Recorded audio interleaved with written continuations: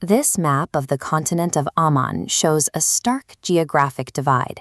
In the center sits the glowing realm of Valinor, home to the angelic guardians of the world known as the Valar. But down in the forgotten southern ravines of Avathar, a cosmic anomaly arrived. An ancient, unnameable spirit slipped into the world from the absolute vacuum of the outer dark. Taking refuge in these lightless ravines, the spirit assumed a physical form. It chose the shape of a monstrous spider, a biology perfectly adapted to do nothing but hunt, trap, and consume. Ungoliant actively consumed light to feed an endless emptiness inside her. She sucked in whatever faint radiance she could find, digested it, and spun the remnants back out as webs of literal, strangling darkness. She exists outside the hierarchy of gods and demons, a presence that does not desire to rule or corrupt, but only to unmake. When the rebellious dark god Melkor fled from the Valar, he retreated into this uncharted southern expanse. Deep in the shadows, he found her. Melkor planned to destroy the divine light of the Valar, and he decided to weaponize this creature's hunger to do it. Coaxing her to the edge of the abyss, he offered her stolen, glowing gems. She feared the power of the gods, but her appetite won out. Melkor swore an oath that in exchange for her help, he would feed her hunger with both of his hands until she was finally satisfied. To aid their infiltration, Ungoliant produced a substance called Unlight, an active, suffocating anti-light that swallowed all visibility. This would serve as a cloak, hiding their movements from the eyes of the gods.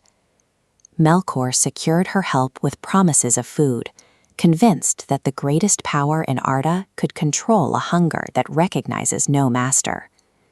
Shrouded entirely in that cloak of Unlight, the two of them bypassed the greatest magical and physical defenses in the world. They crept into Valinor unnoticed while the gods were completely distracted by a high festival. Melkor struck first. He drove his massive black spear deep into the two trees of Valinor, mortally wounding the physical source of the world's light. Ungoliant immediately attached her black beak to the open wounds. She sucked up the glowing sap as it poured out, draining the liquid light directly from the veins of the trees. To finish the job, she pumped a poisonous black vapor back into the trunks, watching them wither before moving on to drink the surrounding divine wells completely dry. The light that had defined the world since its making was gone. Melkor's malice provided the strike, but Ungoliant's thirst is what finally left the realm of the gods in total darkness. Fleeing the dying trees, they rushed north to the elven fortress of Formenos. There, Melkor murdered the king and stole the supreme jewels of creation, the Silmarils.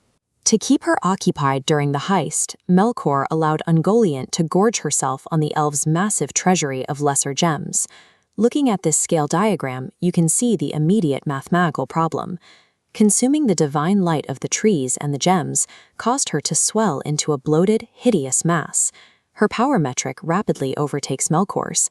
The illusion of control evaporated. The servant now completely dwarfed the master.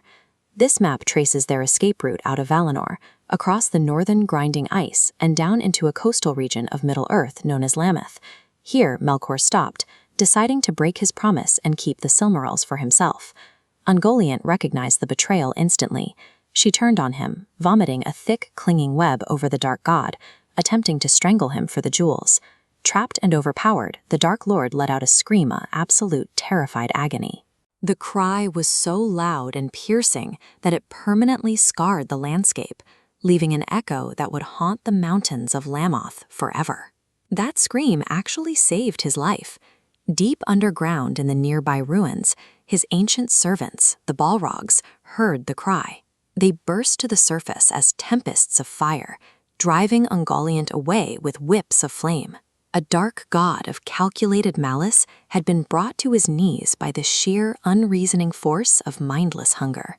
Looking at this map of northern Middle-earth, we can track her retreat. She fled south into Beleriand, settling in a dark valley that would soon be named Arid Gorgoroth, the Mountains of Terror. In the dark, she mated with foul spider creatures living in the ravines, eventually devouring them. She spawned a massive lineage of giant spiders, a family tree that eventually produced the infamous Shelob.